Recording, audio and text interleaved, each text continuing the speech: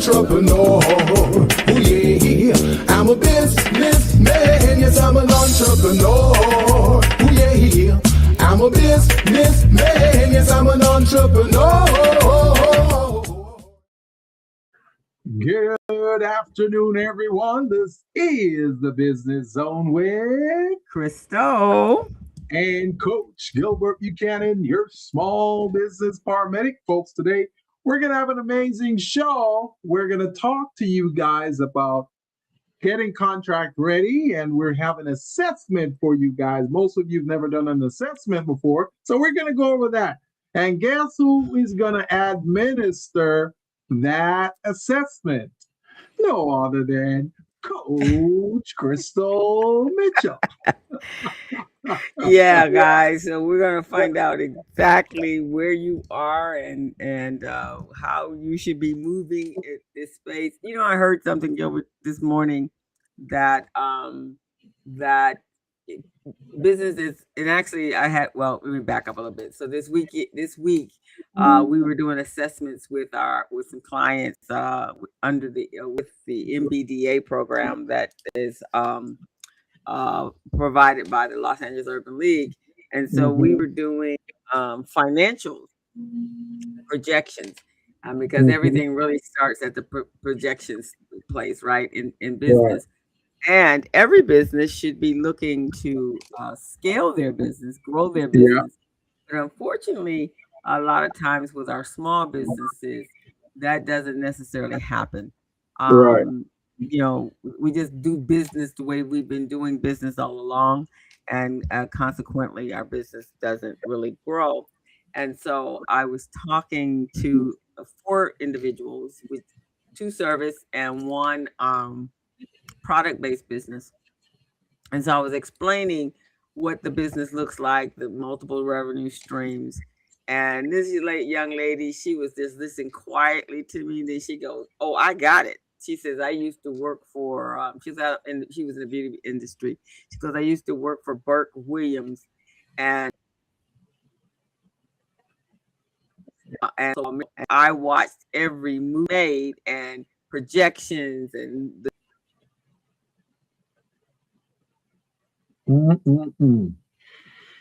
So she had an idea of what needed to be done.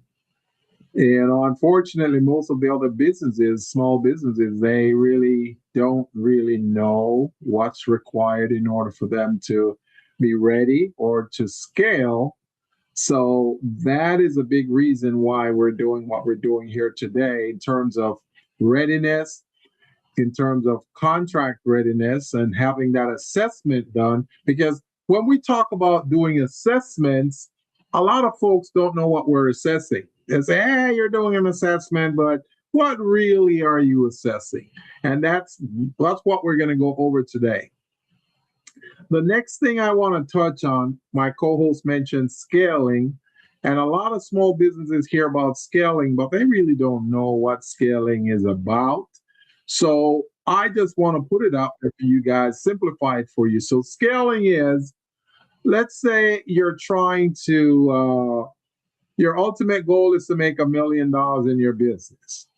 So your system has to be set up to scale to that $1 million.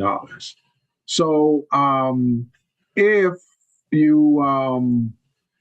you don't have that, then it's going to be very difficult for you if you don't have a system to support that.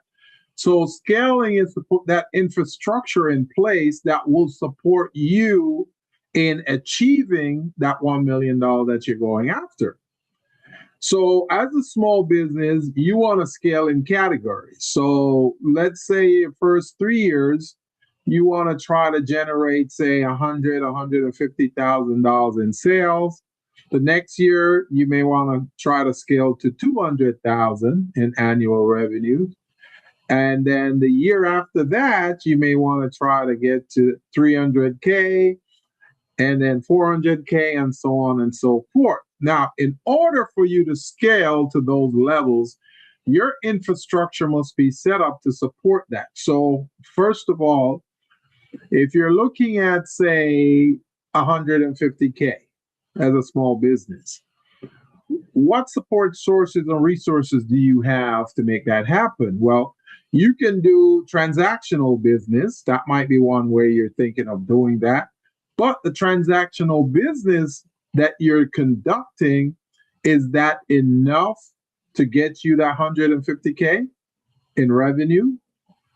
So therefore, you got to look at different streams of revenues that you can bring in to help support and sustain that 150K in revenue. Some of those could be, if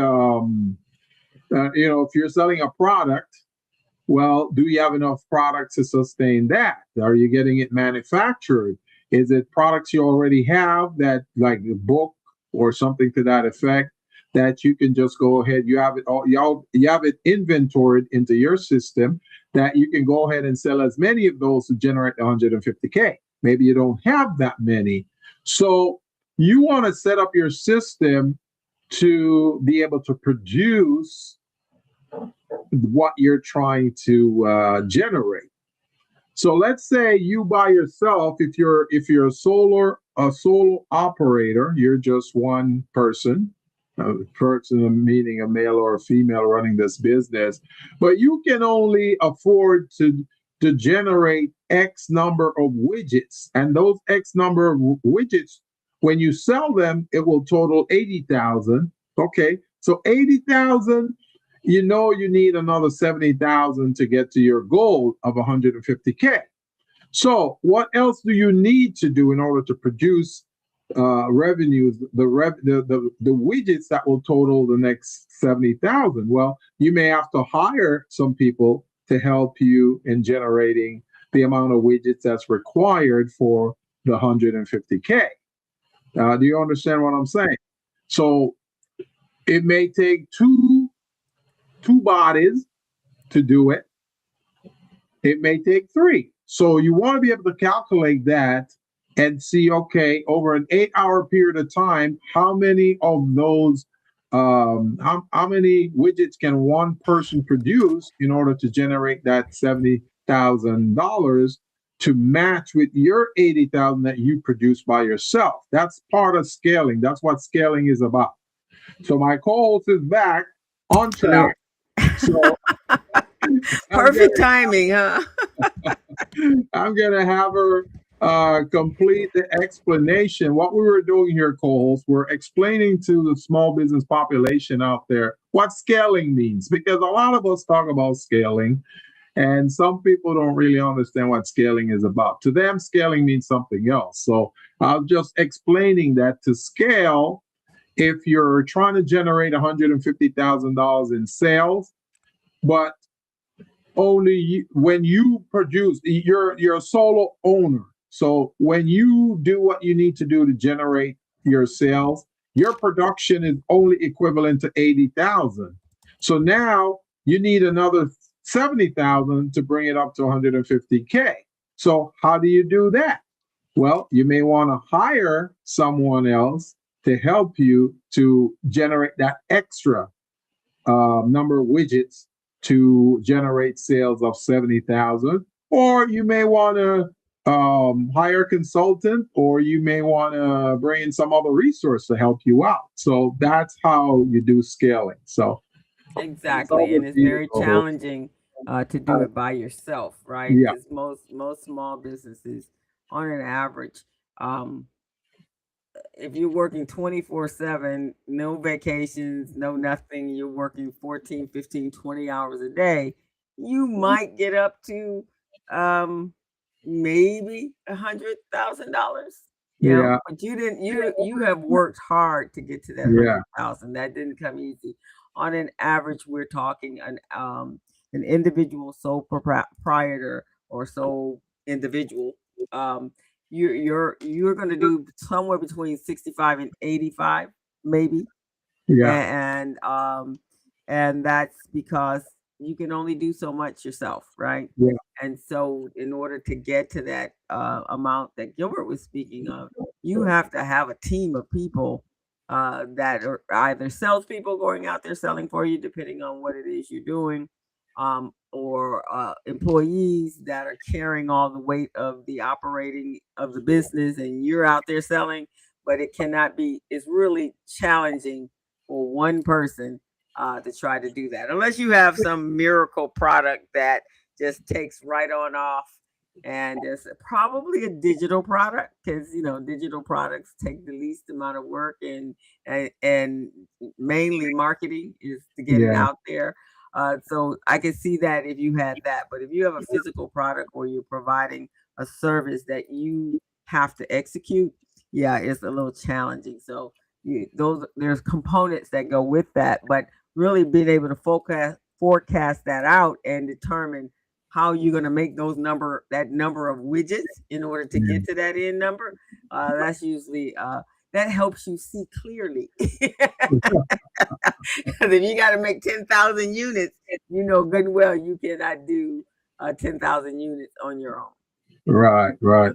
So that's kind of what scaling is, and being able to increase the capacity of your business so that you're no longer operating like you were a solopreneur. But in order to get there, you have to do some assessment of the business to make sure all of the pieces and all the components are in place that you're going to need in order to meet those numbers. Right, Gilbert? Sounds like a plan to me. That's correct. All righty. So that's what we're going to talk about today. And we're going to use Gilbert's product, which is called Small Biz Pro. And we're going to go through that as if he was a new business, or he was a different business other than his own. Yeah. And we're going to take you so you can see exactly what that means. We have to make a conscious effort of no longer working in our business, but working on our business so that we can grow our business. But all the dots and all the I's and the T's have to be crossed in order to get there. There is no shortcut to this. Yes, definitely. So I'll be a client today, and my co-host will be my business coach. So we're going to go through this exercise where she's going to conduct an assessment on my business to see how ready I am in order to go after government contracts. Okay. As most of you guys know, to go after government contract, it's a process. There's a checklist of documents you need to have in place. If you don't have those in place, then it's going to take some work to prepare you and get you to that level. So that's the scenario that we're embarking on here today. So okay. Well, before we do that, let's check in on ourselves. How was your week? How did it? So this week, I've been busy launching and running my marketing campaign for my upcoming next level mentorship program. So we're trying to enroll as many as 40 small businesses in this program so we can help those small businesses become business ready and contract ready and funding ready as well. So if we get them contract ready, we want to do that within 90 days. Within 90 days, we should get your business ready, contract ready, so you can go after government contracts. And those government contracts are primarily with the cities, local municipalities in the areas in which you live, the counties, and the state. We're not going to go after federal contracts in this, but if a small business in the program, one of the proteges, if they come up with an opportunity from the feds, we will also support that for them, help them, show them how to go after that contract, how to write their proposals, developing their statement of qualifications and capability statement so they can go after that. And a big part of this program also is to help every one of the proteges in the program apply for and obtain at least one government certification. So it could be minority certification, woman-owned, small business, disadvantage, you name it. It's going to be one of those. If you're a veteran, we'll help you to veteran-owned certification as well. So that's what we're doing coming up June 9th. June 9th is when we're having the first class. But we're going to do an informational on May 28th, for about an hour and a half. We're going to invite all of you guys. It's going to be free. Invite you all so you can ask questions about the program and see how it will benefit your company. So that's what we're planning on doing. That's what I've been working on all of this week. It's been a pretty intense program. Co-host, how about you? What have you been doing? I know You know, you're like the busiest woman in small business that I know. you know what? I agree with you. I am the busiest woman in small business, I think. Um, so this weekend, so this, we're the kids are my biz camp kids and my entrepreneurial young people have been working and competing this month. May is the month of competition. So Uh-huh. they've competed. They've already had one competition last week, and it was Mhm. successful. We had to thank. I just have to thank all of our volunteers that reached out to be judges for us. They did an exceptional job, and the kids did a really great job as well. Mhm. And now they had a minute, and now they're competing again Saturday, tomorrow, Mhm. and that's going to be in the citywide competition. And I Yeah. think there's we got about 10, I think, in that are competing actually, and then Mm. there's some others that are competing from around the city. And then if we get a first place, which we hope we do, Yeah. then that individual will compete in the regional competition, which is at the end of this month. So I literally have been working every weekend this month with the children, and plus, the tennis program. And so I'm pretty much exhausted. And, on top of squeezing out my other little work, Yeah. that other little busy work that gets me paid. Man, I'm telling you, man, you are pretty busy out there, co-host. I am looking forward to August when the kids program will be over. In Yeah. addition to that, we are recruiting. So if any of you out there have young people between the ages of 13 to 18 and they have an interest in starting their own business, we have a program that is going to be this summer. We have a program every summer, and it's called Biz Camp, and we teach you the ABCs of small business, and the kids actually get to create a business, come up with an idea, create a solution to that idea, and then they compete they do a competition. And the best, Mm. the best child in within their peer structure there actually gets first place. We have first, second, and third place. So it's one So, of those things so that I absolutely love doing. when they create a business, when they come up with an original business, is this a business they've been thinking about for a long time, or they just decide to create a business in their mind when they first enter this program?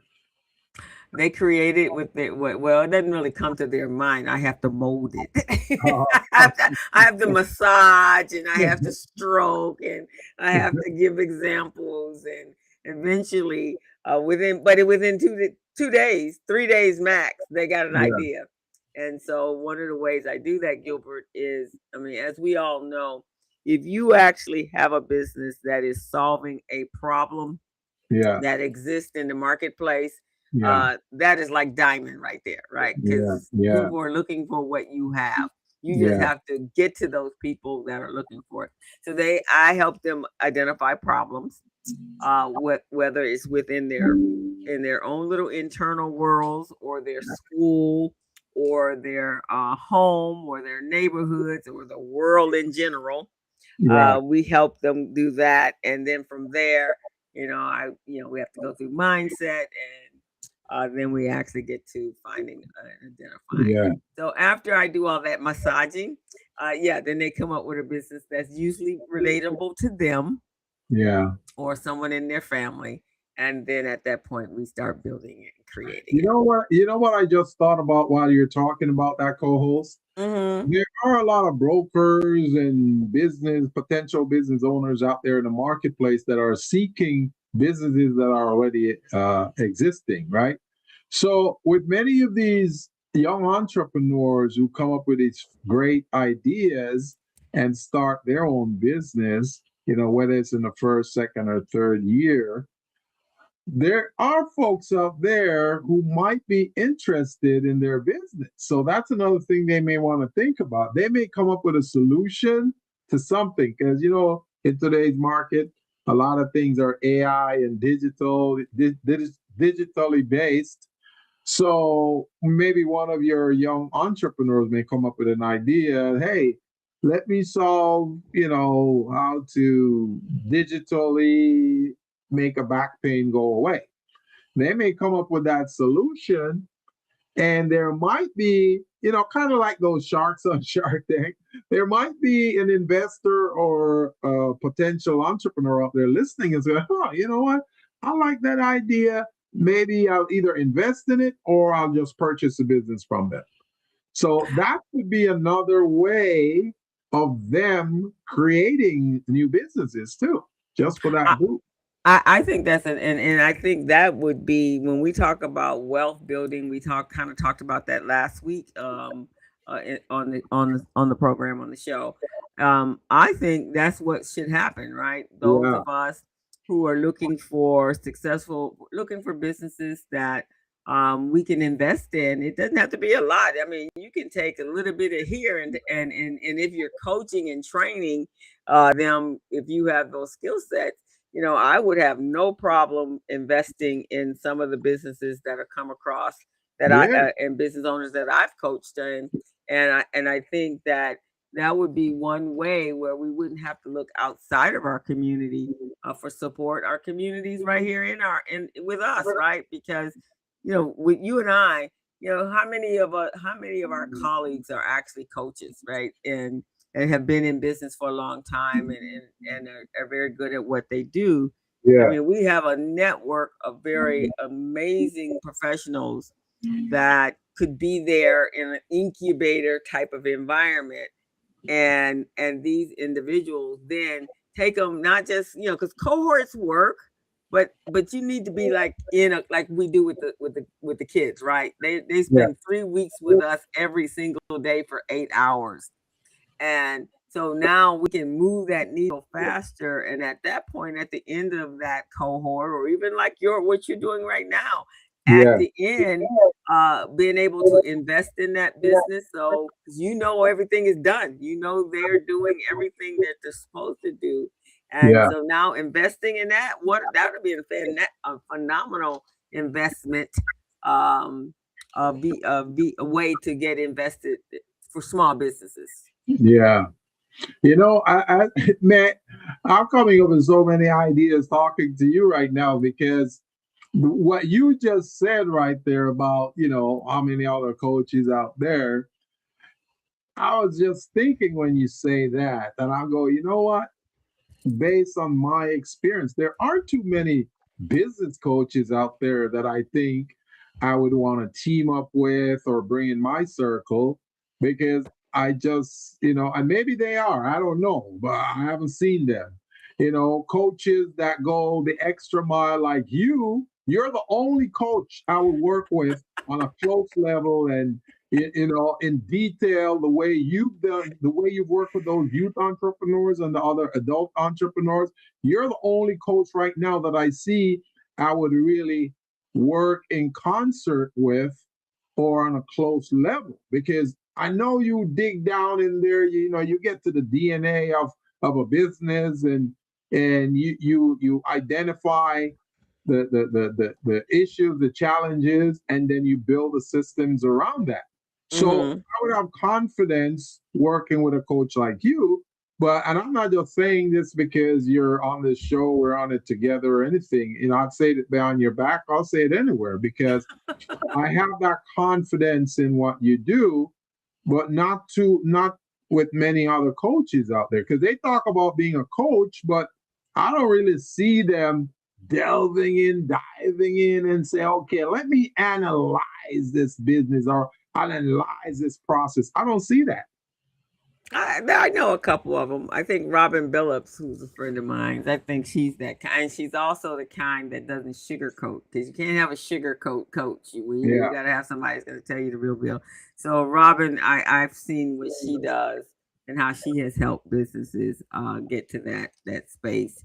which is Um, good, but I haven't worked that close with Robin, so I yeah, so Robin don't really know and how she works. the other person I know is Joseph Duncan, and I don't even think you know Joseph Duncan. Those are committed coaches. Those are individuals that are like ourselves, Yeah, um, that have been in business. And interesting enough, both of them came out of banking, yeah, and they were on the side of banking, where they were trying to help our small businesses get funding, yeah, and they saw the challenges, the same thing that we've done, the same thing you saw with contractors, right? yeah, um Missing pieces, right? So that's yeah, why I for me, I've seen where they came from and what they experienced while they were in their corporate life.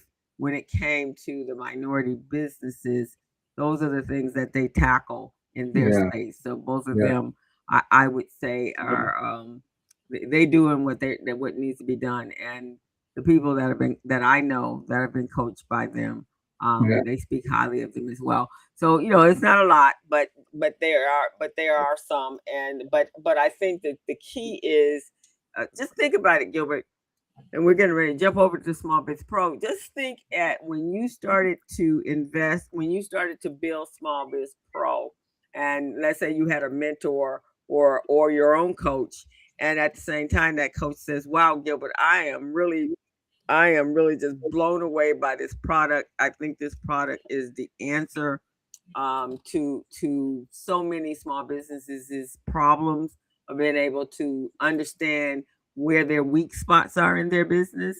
yeah, I'm going to invest, I don't have a lot of money, but I'm going to invest, 10, 15, $20,000 in your business. yeah. And, and then as we are growing it, and I have these skill sets to help you take it here, maybe 1 or 2% on the other side of it, would have made a big difference, right? Yeah, yeah, definitely. Yeah. Definitely. And see, that's another thing, the willingness of an entrepreneur to have someone else come in and help them to take their business next level is so important because we all don't know every aspect of business. We know some. So if I have a marketing person come in and decide to elevate my business, oh man, I would embrace that with open arms, because that means they're going to help me to sell more. They're going to help me to, tap on doors and say, hey, can we do business? And that in turn is going to reflect the sales. So yeah, I would Yeah, love that. right. Because now they got a vested interest, right? So they're Yeah, going to help you be able to move the needle and get you to that place, whether you're bringing on staff to run it, or even building it so that you can then be positioned to sell it, yeah, and make big money off of it. So those are the things that I think is missing. I mean, when we have to rely on loans, which actually is a liability, yeah, um, and then grants, they are out there, but generally they're kind of small. um, but they're perfect if they're coming in for working capital. So those are just the things that I see that is missing, for our smaller business owners. And even though we're doing all a phenomenal job what we do, that's still that component. We don't have that place that we can go to and not only get money, but also get mentorship along with it. That I think is very important when you're getting money in the early stages of your business. And for those of you who are just tuning in right now, you go, what are they talking about? They're talking about some stuff about business and investment and compliance and efficiency. But what is it they're really talking about? This is the Business Zone with Crystal and Gilbert. We're on every Friday from 3 to 4:30. And this is what we do. We talk about system, procedures, infrastructure, resources, ways in which small businesses can become better, become competent, and be able to obtain government contracts. So whether it's from the business readiness side, the contract readiness side, the loan readiness or funding readiness side, that's what we do. We even help nonprofits to become compliant and help them to be nonprofit ready. So these are some of the types of things that we do here on the Business Zone every Friday, guys, 3 to 4:30. And if this is the first time you're coming across our program, make a bookmark on your system so that you too can participate from this. We share a lot of resources on this program. We bring on a lot of guests to talk about their business, their influence in the industry, their access to resources, and those types of things. So whether they're a contract provider, they're from a bank, a lending institution, or they can connect you with opportunities. That's what we do. And you can also come on this show and talk about your business. So you help to educate the public, let them know more about your business.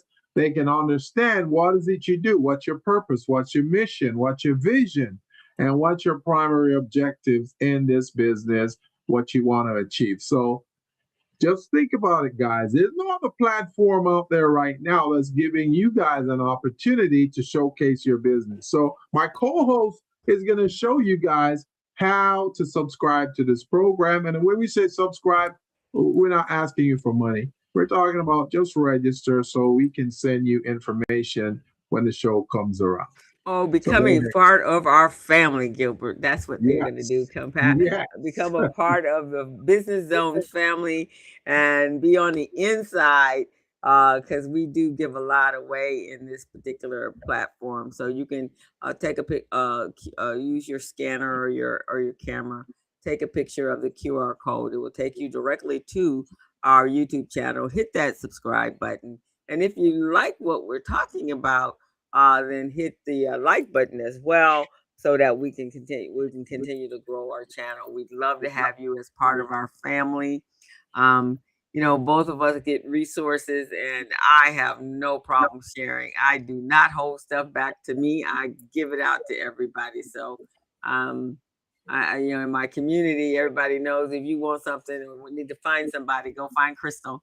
Give her a call. She shares what she gets. So with that, guys, I think we are ready to get started. So Gilbert, how do you want us to go about this? Am I going to just come in and you could just go to your browser and go to smallbizpro.net, and you can bring it up, pop it up on your browser, share it on the screen, because what we're going to do here, guys, we're going to go through a little exercise for you to see how a business can become assessed, to see how ready you are. This is an exercise we're doing on readiness. So I'm going to be the client, and Coach Crystal will be the business coach. She's going to assess me and my business. So I'm going to create, somewhat of a fictitious business out there, so she can assess the business, see how ready the business is, what the strength or weakness the business has, and how we are going to move forward to address those weaknesses and turn them into strengths. So she's going to go to the Small Biz Pro. So she went to Small Biz Pro. So click on the logo up top, and that should take you to the homepage. Okay. And then good, and just scroll down to the bottom. All righty. Right there. Keep going. Keep going. Okay. All right. So we're going to do the second link that says contract readiness. So she's going to click on that. Okay. And then it's going to but before we do that, let me do this, Gilbert. Hold on. So as you guys can see, business readiness, contract readiness, bank loan readiness, and nonprofit readiness. So before we do in that, Gilbert, can you kind of explain, is there a big difference between the business readiness and the contract readiness and the bank loan readiness, and does it what do you call it, stack on top of each other? So you start with the business and then move on up until you're actually and now you've covered everything that a compliant business would need. Right. So if you can you maximize your screen so they can see these links a little better? There you go. There you go. Let me see. Let me make it bigger. Oops. Okay, I think I can. Can I hide this? You had it earlier. You had it. Okay. All right. So go back to how you had it, where the screen was bigger and these links look bigger. Let me see. There, like that. Yeah, there you Okay. go. All right. So let me move it over. Okay. So let me try to maximize my screen also so I can see. Let's see here. Okay, there. Beautiful, beautiful. All right. So as you can see, these are stacked on top of each other. These are four different type of structure and infrastructure here on the business. Okay. Every Mm-hmm. business go through one of these or all of, well, three of these. Every Mm-hmm. business go through at least three of these.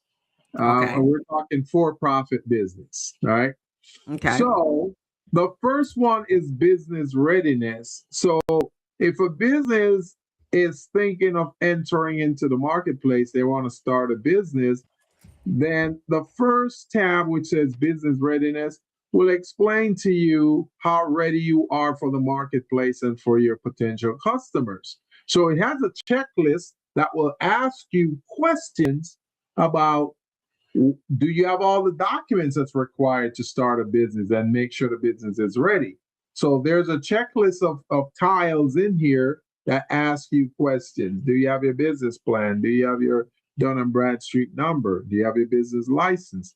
Do you have insurance? You know, those types of things. What's your corporate legal structure? So those are the types of things. So that's from the business readiness standpoint. Now, you may be an existing business. That means you've been in business for 3, 4, 5, 6, 7, 8 years. So you're an existing business, but it still doesn't mean you've got all the documents you need to run that business and to be in compliance with the city or the state or something to that effect. So there is a checklist in here that says, even though you're an existing business, do you have these documents in place? And that's what the business readiness approach is. For you to be business ready, you got to score 100%. That means you have all the documents that's required. The second one is a contract readiness. Now, if you're going after contract, government contracts, then that's the one you complete. You click on that link and then you answer the questions. They're going to ask you, have you ever bid on a government contract before? And if so, where and have you ever gotten awarded any of those contracts? Then it's going to ask you about some of the key documents you need to have a contract. Do you have your financials? You know, your P&L balance sheet and all that stuff, tax returns. You know, so these are some of the things for contract readiness that you need to have. Then bank loan readiness, you know, hey, are you ready to obtain funds from a bank or a lender? You know, do you have all the key things we need, like your balance sheet, tax returns, P&L, all of that stuff. So that's what these are all about, guys.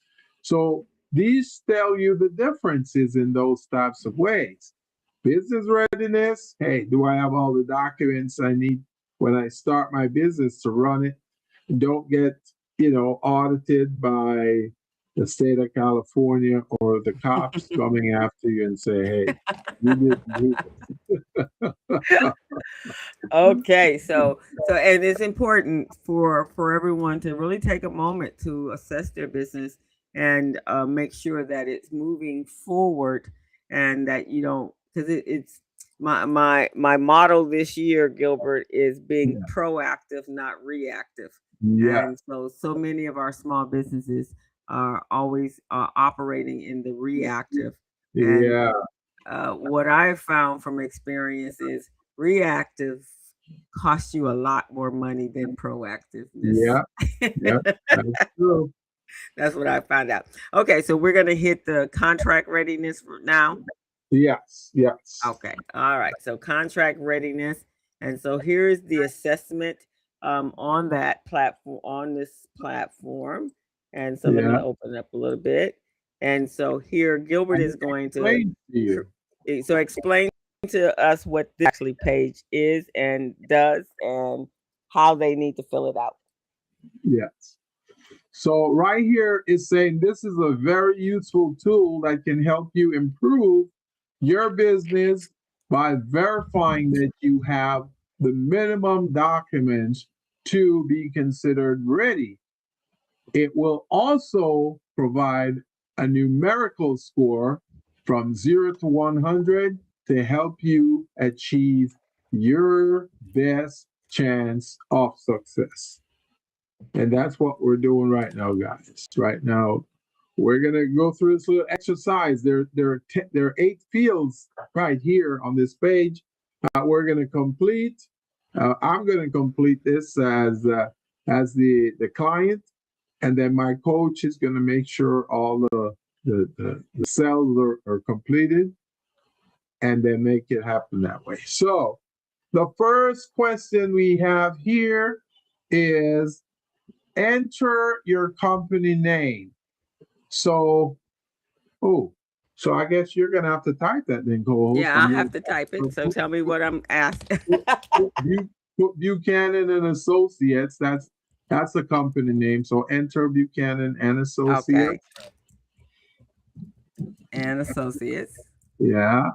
Okay. And then the second question is enter your name. Okay. Gilbert. Very easy. Okay, I know, huh? And then your company email.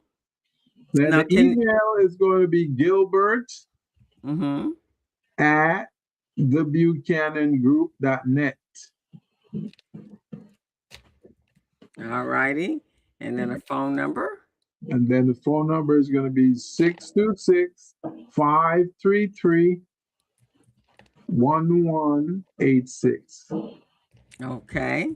And then now this legal structure, and can you explain it a little bit for those that are usually very unclear in this space right here? Yes. So the legal structure is whenever you form a business, you have to select one of these 5 structures. So it's either going to be a sole proprietorship, a partnership if you have somebody else with you going into business. Then the third option is an LLC, limited liability company. The fourth option is a corporation, an S corporation. And then the fifth option is a C corporation. So that's what those are. Now, the sixth one is a nonprofit, but we're only going to focus on the 5 today. Okay. Now, so if we're getting contract ready, can I be a sole proprietor, or can a business be a sole proprietor and and do contracting, or best practices generally? You need to be either an LLC or S corp or C corp.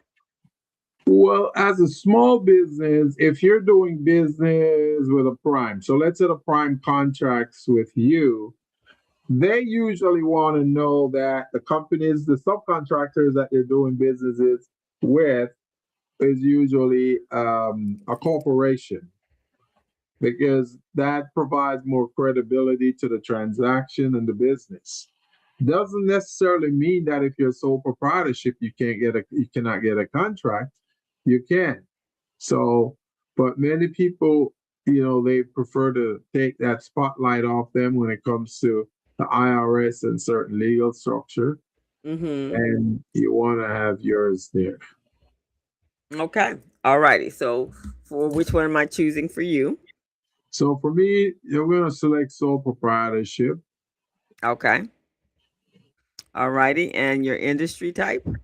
My industry type is going to be professional services. So would I click other for? No, just click on P, and then we'll take you to the professional service area. Oh, where's P? Okay. So, I see. Yeah, just check other. Other. Yeah, all check right. other. And then when it comes to the next box that says enter your industry, that's when you type in. P. Professional services. And if you were coming from a referral services, a referral partner, then you click whatever the drop down is there. Right. All righty. So we are ready to get started, right? We put in our basic information. You got to select the referral partner, because we always work with a lot of partners, a lot of chambers, a lot of trade associations. So the person conducting this assessment as a client, they might Mm-hmm. be referred from one of the chambers or referred from one of the trade associations. So we want to give them credit for that. And at the same time, when we conduct this assessment, the information we gather is going to be presented back to that chamber. And they're Okay. going to understand where this client has been. Okay. And they're So going to make you order. have referred yourself. Yeah, yes, yes, yeah. Okay. So now are we ready to move on? Yes. Yes, we're ready to move on. Okay. So now we are in the scoring part, and so it says enter yes or no for any questions based on how relevant those choices are to the current status of your business. If you currently have these operating documents in your business, you will either enter yes, and if you don't, you'll say no. There's a little drop down right there. Can you click in the white area next to it so it goes away in the middle of the page? You see it? Oh, right here, right here. No, no, not up there. Down, down, up. You notice it's on every page right there? That Uh-huh. little. Can you see it? Oh, there it is. It went away. There. Okay, There. okay. Okay. All righty. Well, here we're at the questionnaire section where Mm-hmm. you're going to get a series of questions and your answer should be yes or no. So this is where the Okay. rubber meets the road. Okay, the rubber meets the road. So the first question is, do you have a filed fictitious business name? And the reason this is the first question is because the option I chose earlier was sole proprietorship. And most sole proprietorships are going to have a fictitious business name. They're not going to have their real name on there. They're going to have ABC Company or whatever it is. Okay, so it's even though you're sole proprietor, you are the business, but Yeah. you actually are part of a business. So you want to put yes, you have that because you're doing business as Yeah. whomever you're doing business as. Okay. Right. And that also is a call to action for you. So if you're running a business, you're a sole proprietorship, and you don't have a fictitious business name, then it's something you want to start looking into. Okay. And then the federal tax ID. Now, could I, if I wanted to have use my, is it best practices? We're going to use that term. Best Yeah. practices to apply for federal tax ID, which is an EIN number, or to use my Social Security. Yeah. What's best practices? Mhm. What do you recommend to your clients? Well, with regard to number 2 or number 1? No, just in general in business. Okay. Do you So tell your clients to get an EIN, or do you tell them to use or if they choose to use? social? Yeah. No. We tell them never to use their social when they're doing business documents for their business. Always get an EIN number and use that. And Okay. yeah. Okay. Again, guys, in my world, accounting world, we like to not commingle Right. our personal with our business. So one of the Yes. things we want to do is to make sure that we're separating right off the bat Yeah. your social security number and your tax ID number. And And the applying your tax reason ID. we are putting federal tax ID in here because you only want to link anything that has to do with that federal tax ID number to this business. You don't want to link any personal stuff in here. It's all about business. Okay. Separation of church and state. Church state, huh? All right. Number 3. So do you have your business or personal tax returns for the last 3 years? Yeah. So that is a crucial question because if you're starting business, you want to be able to have tax return to demonstrate, hey, yeah, we file taxes. over the last 3 years at least. And here they are.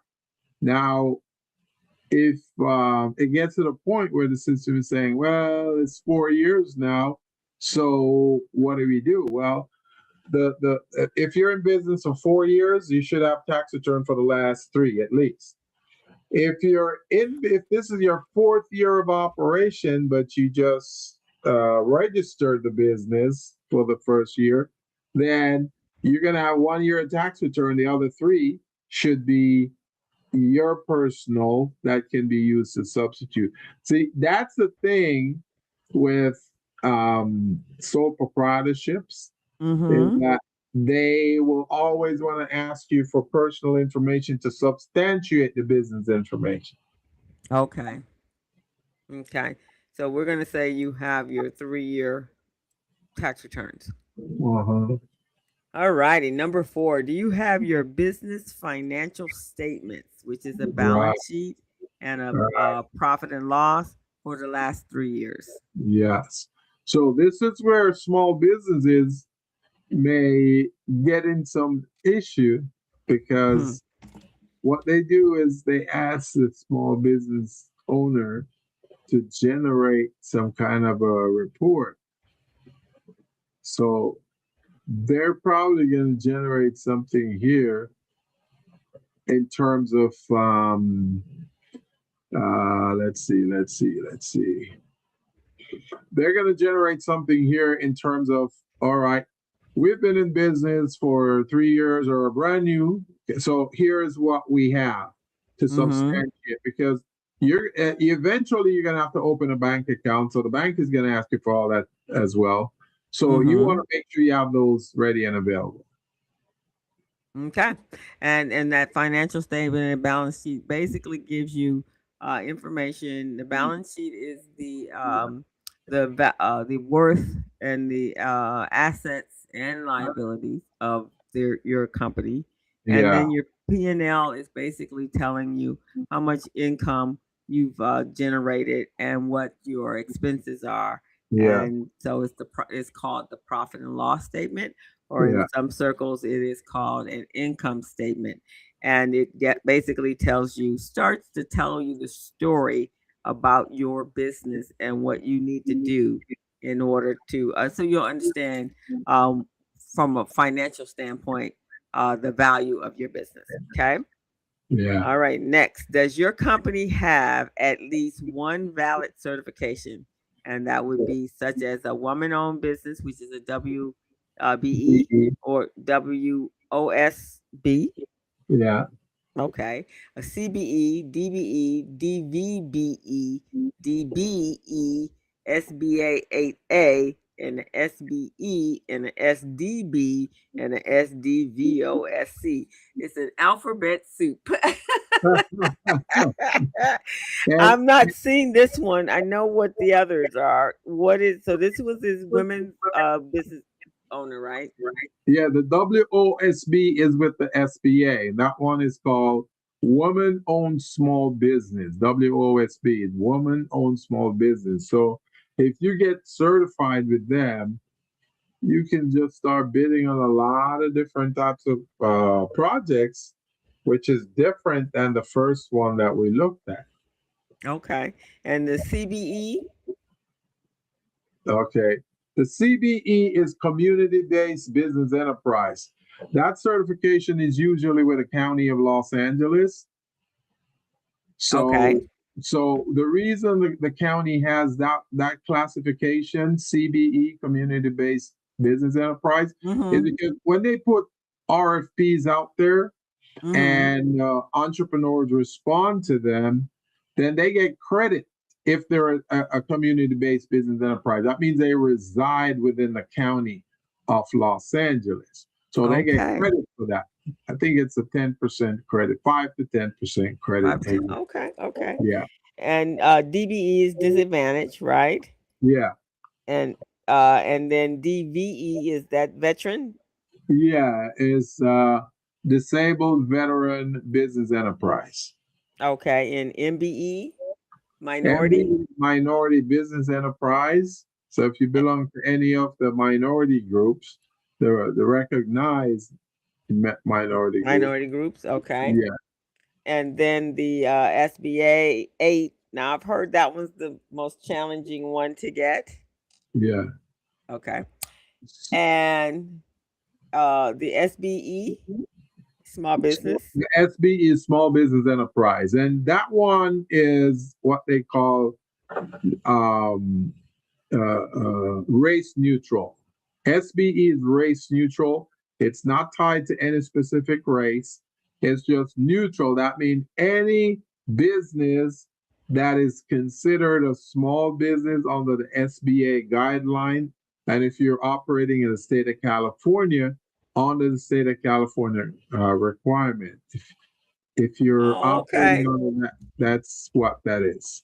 And then and the same thing for the SDB, which is small Small disadvantaged disadvantage. business. Now, the Okay. And SBB is a certification from the SBA, and that one you get qualified for 750,000. That's what it is. okay. So there really isn't any real discrimination here then, because No. everybody actually, there's a certification for everyone. Yeah, there's a certification for everyone because the reason that the small business SBE, that's a catch-all. That's for all businesses in the state of California with annual revenues 16 million or less, average over 3 years. So if you're generating revenues of 16 million or less for the last 3 years, you are a small business. So that's what that is. And that one was established back in, I believe, 1994 when the state of California got rid of affirmative action. Oh, okay. All right. Yeah. So we're going to say yes here because you do have Yeah. some of these. Yeah. Okay. Well, that's good to know because so that was 19. So then 1994. truly, there is when no, as I said, there's no discrimination here, which is what we've been hearing Yeah. for the last 10 years, actually. Right. Right. But there isn't any at all that I can see. Every small business should be able to participate in one of these certifications. No matter what ethnicity they belong to, they should be able to, because there's a classification for each and every one of us. Okay. All righty. So, and then do you have a business license? And so, now does that apply to everyone? Well, the license is required by most businesses. There are some businesses that don't require a license. If you're selling a product or a service, more than likely you're going to need a business license. Okay. All right. Now there are some trades that the state does not require, or the city does not require them to have a business license. And with the city of Los Angeles, if you go to the city of Los Angeles, they have a list of some businesses, some of them like nightlife business, some of those businesses, they don't really require a license, but some of them may require permits. So if you go to the city of Los Angeles website, they have a list of those businesses that don't really require a license. Now, some of these businesses may be located outside of the city limits, but they're within the county limits. And because they're in the county limits, then the county is the one who issued their business license, not the city. Okay. Yeah, I have a city license. Yeah. Even though I live in the county, but I got to see because I had in order to do business with certain of the organizations that I do, they required it. Right. Now, do you have a Dun & Bradstreet, and exactly what is and how does? Because I get this question all the time. I'm sure you do as well. Yeah. So the Dun & Bradstreet number is a number that's issued by Dun & Bradstreet to small businesses to help them to understand where they stand credit-wise if they're trying to purchase supplies, materials, or trying to get business credit from a bank or a supplier. So that's what they do. In your personal life, you got your FICO. The FICO score is what determines your credibility. In the business life, it's a Dun & Bradstreet number that determines your credibility for funding, loans, and all of that. Okay.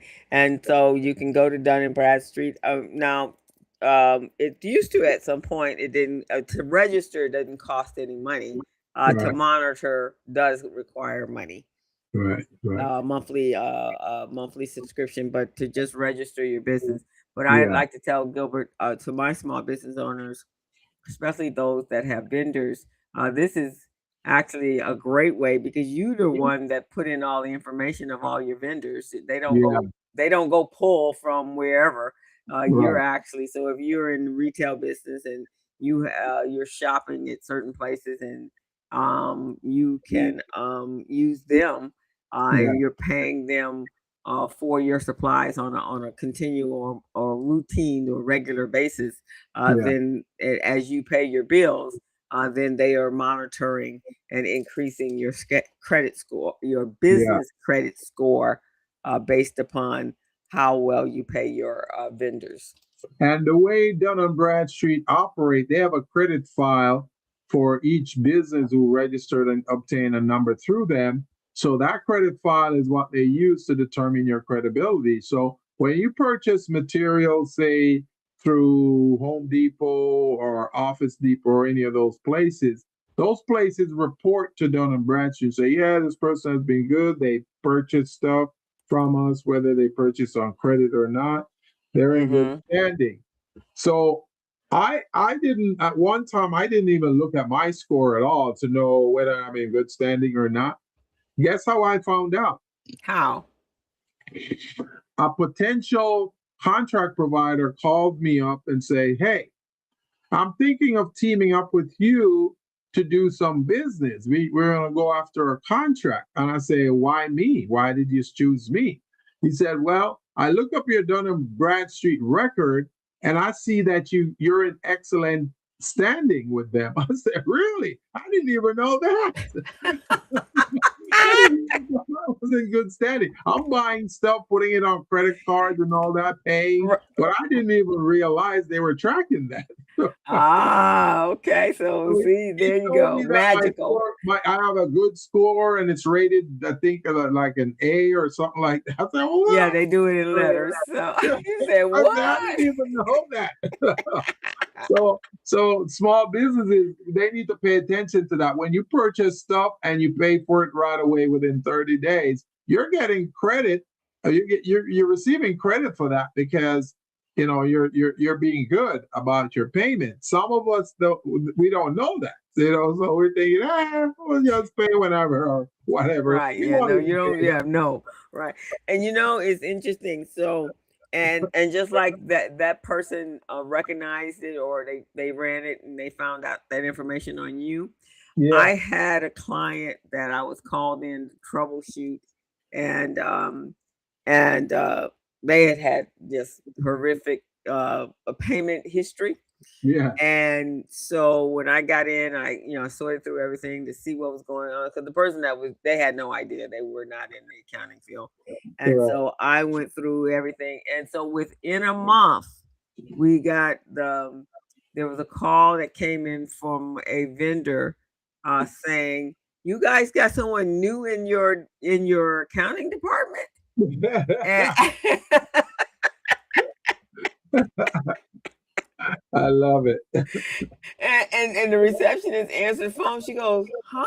She says, "There's someone new because bills are being paid on time." And then I took them from a I think I don't even know what the lowest schedule score is, but let's say the score is a E. Yeah. I got them all the way back up to an A within 60 days. Oh man, that's amazing, man. So they've got someone who brought value to them and they didn't even know it. Right, exactly. They had no idea. So yeah, so it does. It actually moves faster, in my opinion. Now I may be wrong, but in my opinion, it actually moves faster than the FICO score does. Yes, yes, it does. And I try to encourage small businesses not to rely on their FICO score when it comes to business. You know, demand that folks use their, because if they use your EIN number, then that's what's tied to this Dun& and Bradstreet thing. But if you use your social, that's going to be tied to your FICO, and you don't want your business to be measured on FICO because you got to build up your business credit.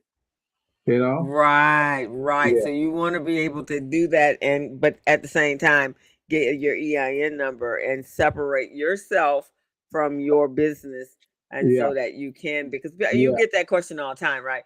yeah, I need to do that, but I have no idea how that happens. It's like, okay, well, you can go get some of the like credit cards with Staples and places like that, but you got to make sure you're paying your bills on time, and hmm, that means before the 31st of every month, or 30th, whenever your due date is, making sure you pay, and hmm, also making sure you call if something happens, because things happen, right? So they can work with you in that capacity, but if yeah, you don't call them, you ignore their phone calls, yeah, then at that point they're thinking that you're just trying to run from them, yeah.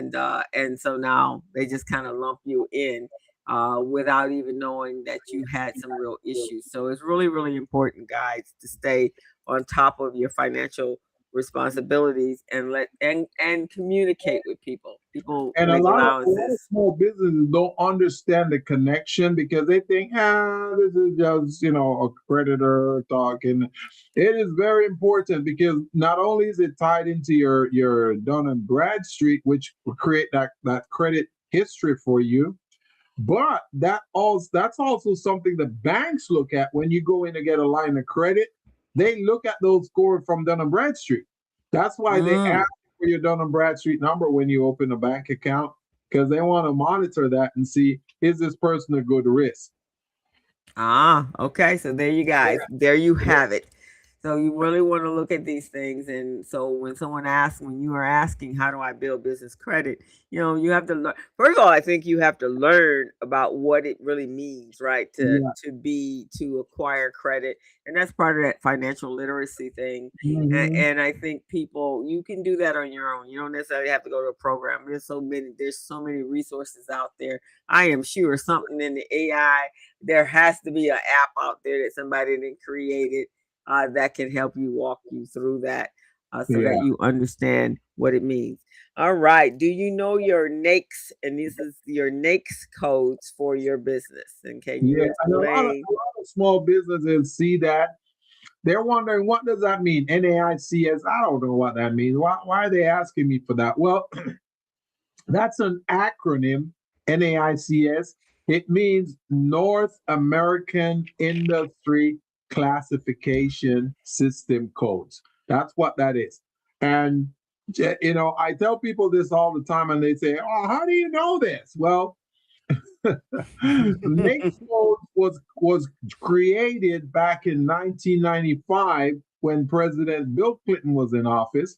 That's when the Mexicans and the Canadians came together and they formalized the NAFTA, the North American Free Trade Agreement. Okay. So prior to that, they had the SIC code, SIC code, SIC, which are four Hmm. digits, but Right. the NAICS code are 6 digits, which they came up with and said, okay, this is what we're going to do. The NAICS code are attached to the type of work you do. So if you're an accountant or a bookkeeper, your NAICS code is going to say what that is. You're going to have a NAICS for accounting bookkeeper. If I'm professional services, there'll be a NAICS code for that. If I'm a car manufacturer, a garbage sweeper, whatever, every one of those codes and classification, they have a NAICS code assigned to it.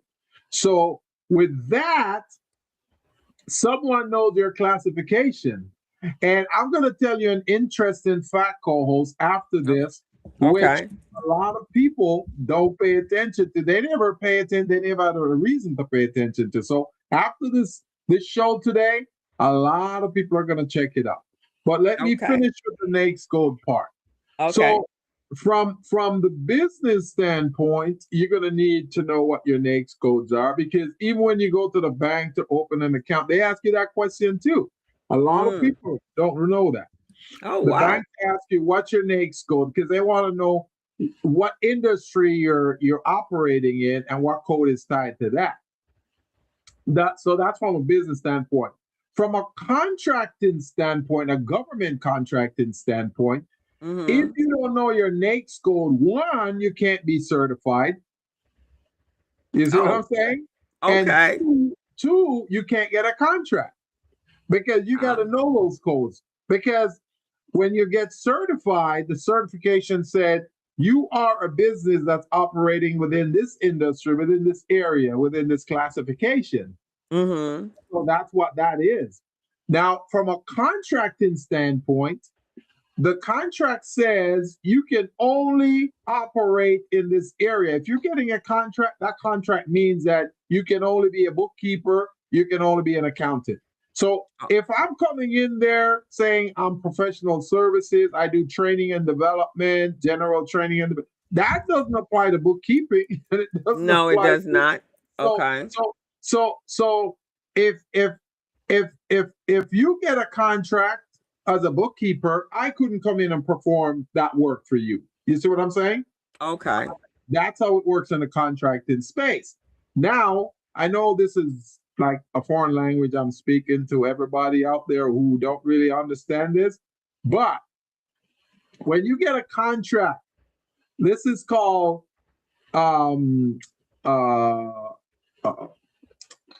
it's called the CUF, which is commercial useful function. Okay. Your commercial useful function is a category in which you work, in which you operate.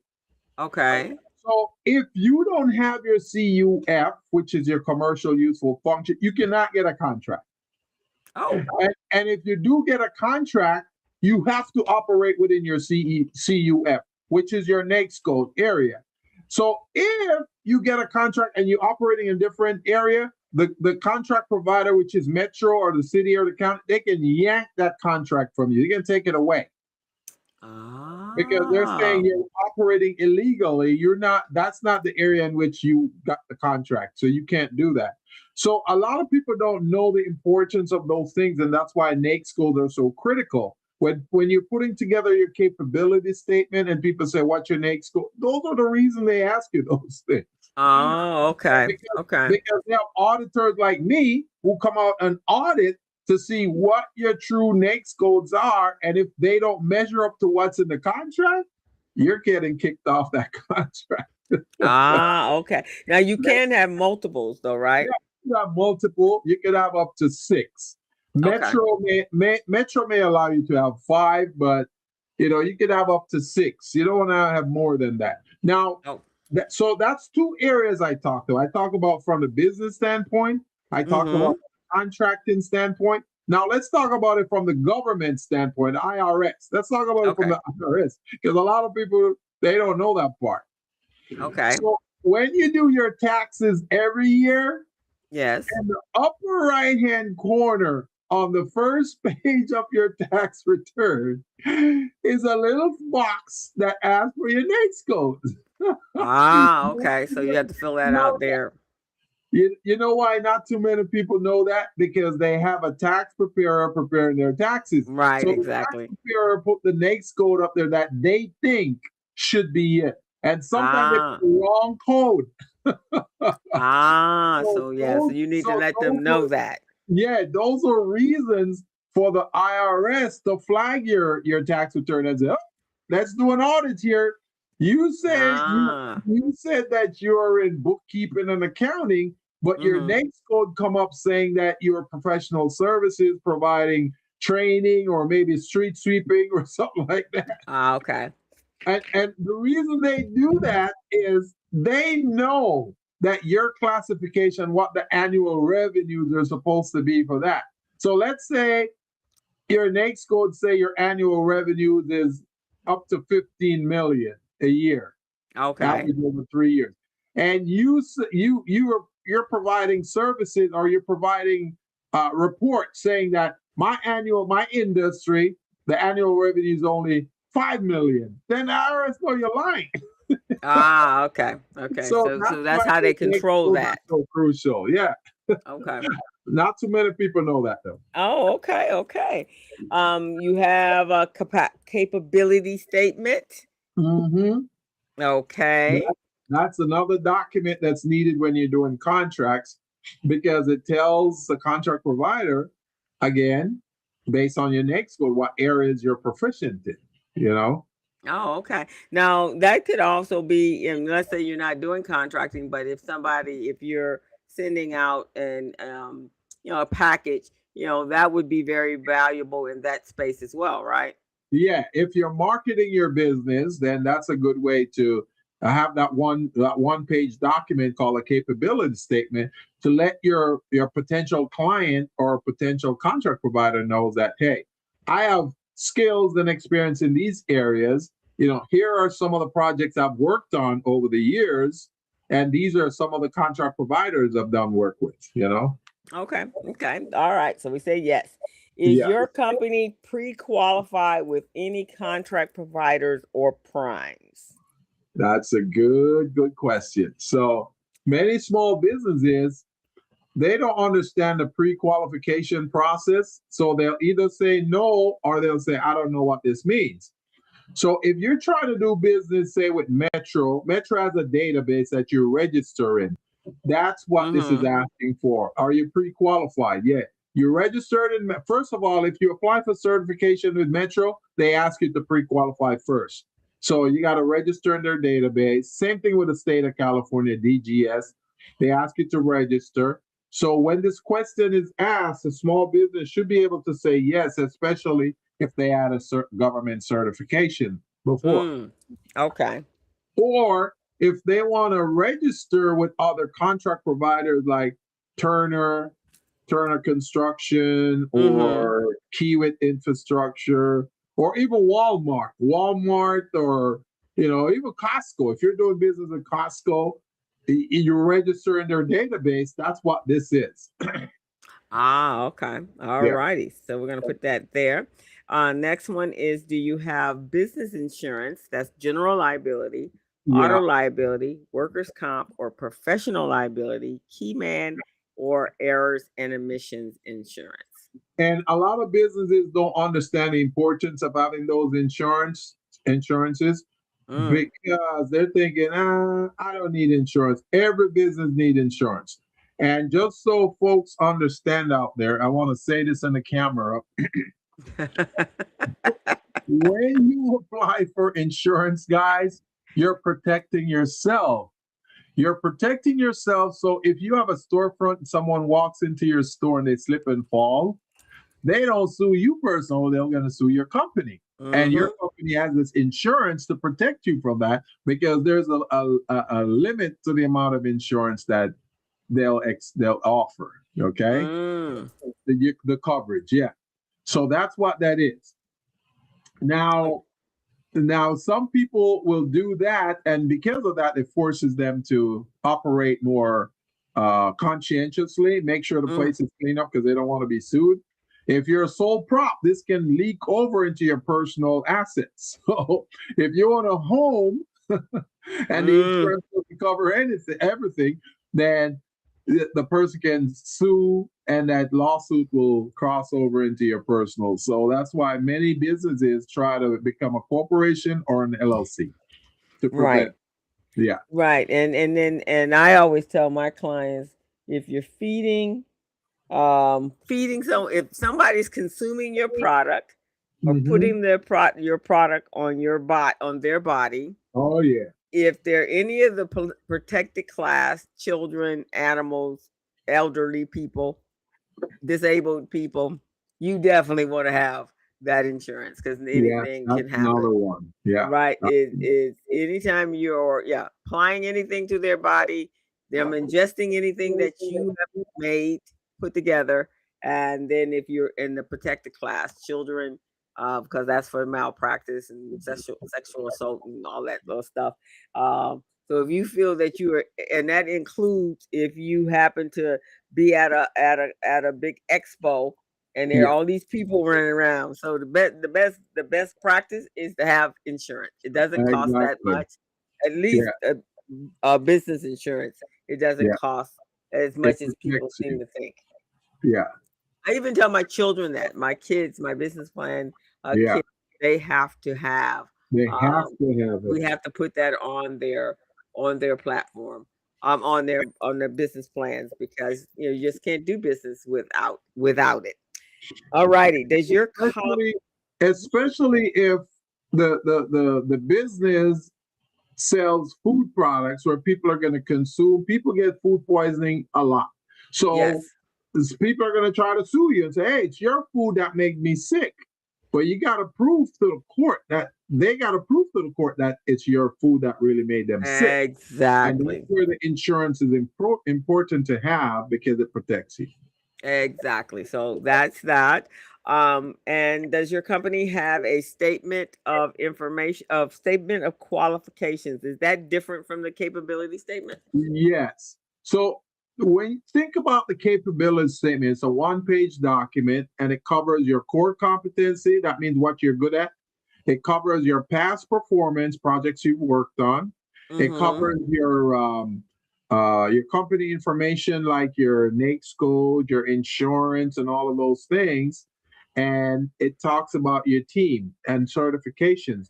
Well, the statement of qualification is an extension of that. Instead of one page, this could be up to 30 pages or more. Ah, So okay. it speaks about your methodology, how you go about doing business.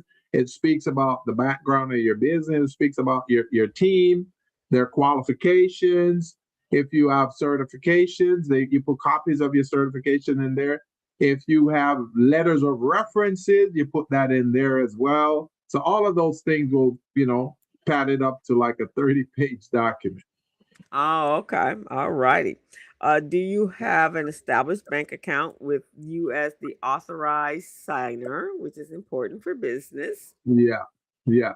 Most Okay. businesses, when they start their business, they have they open a bank account and they want to establish who the authorized signer should be. It could be the Mm-hmm. owner itself or somebody Mm-hmm. else. Okay. Do you have injury and illness protection programs or hazard communication plans?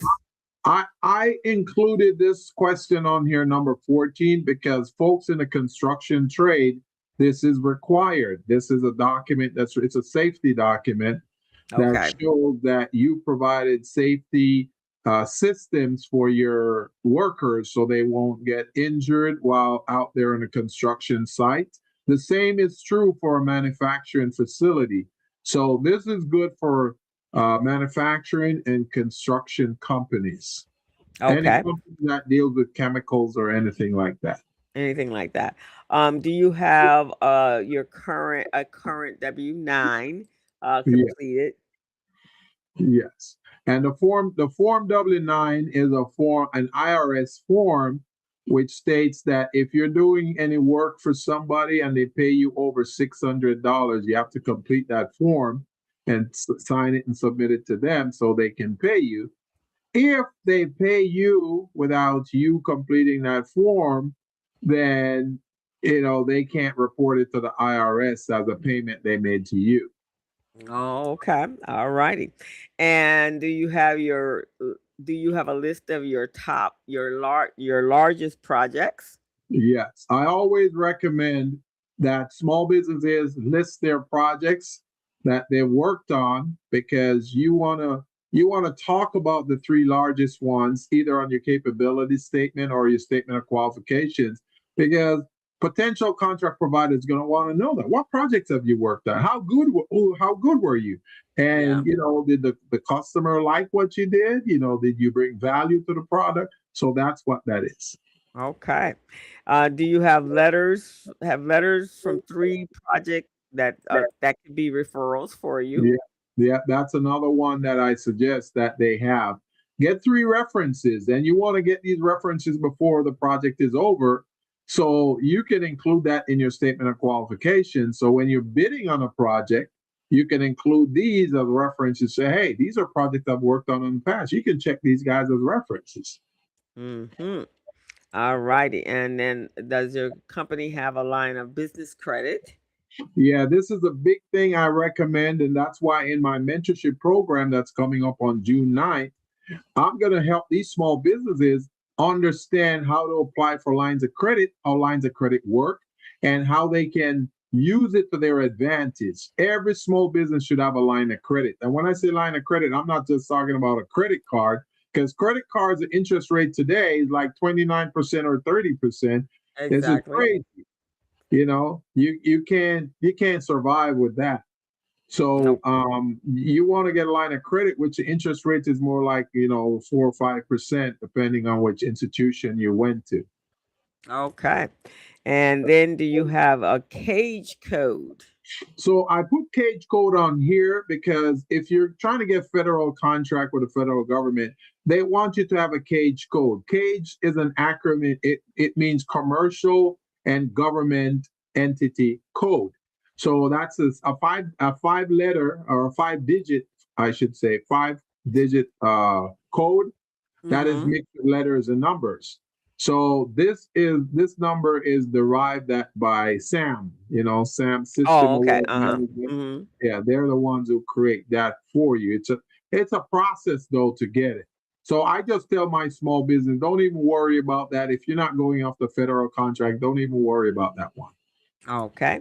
And then is your company DIR certified if a California based construction, janitorial, or trucking company? Yeah, if you're in the construction trade, then within state of California, then they are going to require that you have a DIR certificate. DIR Mm-hmm. means Department of Industrial Relations. So you have to prove that's through the state, and that's tied to labor compliance. If there's at least $1, if there's at least $1,000 in government contract funding on a project, then you have to do labor compliance on a project, and you also have to be registered with the DIR, Department of Industrial Relations, if you're in a construction trade only. Oh, okay. Is your company registered in any vendor procurement databases? So 21 is similar to the one above that we did, whether or not you're registered with Metro, the county, the city, or with a contract provider. So if you are registered with a contract provider, you could say yes right here. If not, you say no. And then Okay. that's something you may want to work on later. Okay. Has your company completed 3 projects within the last 3 years? Yeah, that's usually a requirement from public works contract providers like Metro or the county. They want to know, have you done any of this type of work within the last 3 years? Because they want to see how current you are with your skills and expertise. Okay. And then does your company possess any licenses or certifications such as ISO 9000 green building technology or project management? Um, Yeah, public works contract providers, they usually want to know that because that brings like extra value to what you bring to the project. Because if you understand how to work on green technology projects, you know that there's some real finite skill requirements there. ISO 9000 is the same thing. That's a safety requirement. So you gotta be safe, you gotta provide quality, and there's a mm, process and a system to that. So that's what that's asking for. It's not a must, but it's good for you to know. oh, okay. And then the final question, are you using your personal name for the business instead of a fictitious business name, a Yeah, DB? and I recommend people do not use their personal name when they're naming their business because it makes you a target. It's easy for people to sue you. Can you Mm, imagine if my company is called Gilbert Buchanan Company, and they already know my full name, it's easy for them to assign a lawsuit to that name and go, oh. But if my company is BNC Corporation, they don't know what the BNC is about because that's a fictitious name. That's not my real name. You see what I mean? Okay. Okay. So, I get it. yeah, it's recommended that you don't use your full name for that because it makes you a target to be sued. If you notice, co-host, most Chinese companies, they use letters and acronyms. Oh, They lots of never letters. use the full name. It's Yeah, lots of letters. ABC Foods or DNC or something like that. Never a full name. And when you go search for them, there's 19,000 letters and exactly. alphabets that come up, and you don't know who it's for and why. Exactly. Yeah. Okay. Good advice. Good. So then you hit your submit button. Okay. So we're gonna and you get submit, the and we're gonna result. see how Gilbert fared here. And a copy of the product of it was going to Gilbert, his company, for being the referral. And so here we have a minimum assessment score is 100%. And that means you've successfully completed all 13 of the basic readiness requirements. Congratulations, you've achieved basic readiness. And then go ahead. And then your overall readiness score is 75%. You positively answered 18 of the 24. Excellent. So this is the result that a small business would get if they accurately answer all 13 if they're a sole proprietorship. For a corporation and LLC, the numbers are different. You know, it's instead of 26, you may have 30 or 32 questions. But here I have 100% because I answered positively for all 13. And the 13 are the one that's bolded. The first 13 that's bolded, those are the ones I'm evaluated on. Okay. So, and when a small business answer these questions, they want to answer it as truthful as possible. Don't try to give us the answer that you think we want to hear. You want to give us a true answer, because if I ask you if you have a business license and you don't tell me you do because you want me to feel, okay, he has a license. No, because the reason you're doing these things is to get you ready for a contract. A contract may come up next week, and part of it is, I want your business license. You don't have one, so now you miss out on that opportunity. So, yeah. And also what this assessment is, this assessment helps business coaches like yourself evaluate these businesses to see how ready they really are. Because there was a section in here on balance sheet and P&L and tax returns, which is it's in your space right there, bookkeeping and accounting, right? So if they lied on that, say, yeah, I got my 3-year tax return and 3-year balance sheet, and they can't produce that to you, then that's a lie. So now they can't score 100% on this. It's only going to slow them down. Exactly. And when I certain companies that or organizations that I coach for, when you've been able to send me that assessment form, it has been extremely helpful. It helps me kind of arrange or the coaching session, so I know where we are. I know where we are starting up, because unfortunately people tell me what they want me to know as well, and it's sometimes challenging, and it's just his own sense, right? So I have found this assessment form to be extremely helpful. And if you are a bank, so as you guys are listening to this, so yes, for individuals for sure, but even if you are a facility or a bank that a funding or lending organization, or even a technical assistant organization, this kind of levels the playing field right up front, because they don't mean to tell you something that's not true, but they tend to do that sometimes. And so when they're answering questions, and then if you are reading through it and you say, okay, yeah, I don't think you answered this the way it really, Yeah, you were answering this because this is what you thought we wanted to hear, right? But Yeah, now, yeah, I already know based upon my conversation. So, right. and it also gives them something to work toward, right? It Yeah, once they see they have, if they let's say they had a 40% score here, then they know they got to get up to at least 75%, yeah, and so they have some work to do, and then now they're it's clear on what that work is for them yeah, to do. And so I think it's very helpful. So any organizations that feel that this would really help the assessment process, you guys should really reach out to Gilbert because this product is excellent. yeah. And the thing about it is, co-host, whenever I come across a small business and I have them do this assessment, if they Mm. score 100%, I know they're lying. There's no way they have all of these documents. No way. So now that forces me to go next level because I'm going, okay, you have all of these, huh? Okay, good. Show them to me. Show them to me. Show me the money, huh? Show Well, me the especially money. those that are asking for the cage and the DIR. Well, if Yeah, they're not in that business, then yeah, you wouldn't have had that anyway. So I don't exactly.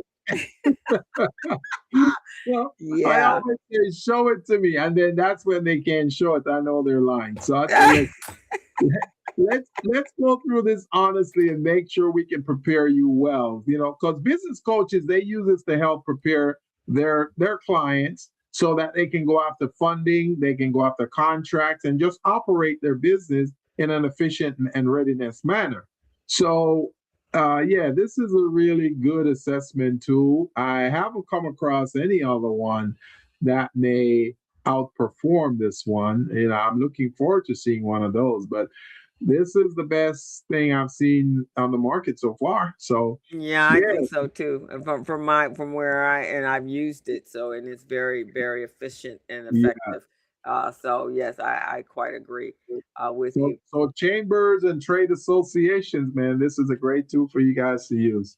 Right, exactly. And then we really going forward, we really need to be preparing our businesses. And because for us that get to sit in rooms with individuals that have contracts and they're saying, oh yeah, the minorities or the black businesses, small businesses, or the small business uh, population, they are never ready, Yeah. and so they just kind of discount you on the front end, Oh yeah. and you don't want to be discounted before you even get in the game. Right. So really, you truly want to make sure that you're doing business properly. And if not, why are you even in business? Because Yeah. being in business is not easy, and it's expensive. Yeah. And until you actually start really making some real money, it's stressful. Yeah. So I always say being in business is not for the weak at Nope. all. Not at all. Not at all, So man. yeah, so you guys really want to, and then reach out to Gilbert, and if you really truly want to do contract or just be business ready, you want to reach out to him and find out about his program, about his cohort that is starting in a few weeks, so that you can actually work on your business.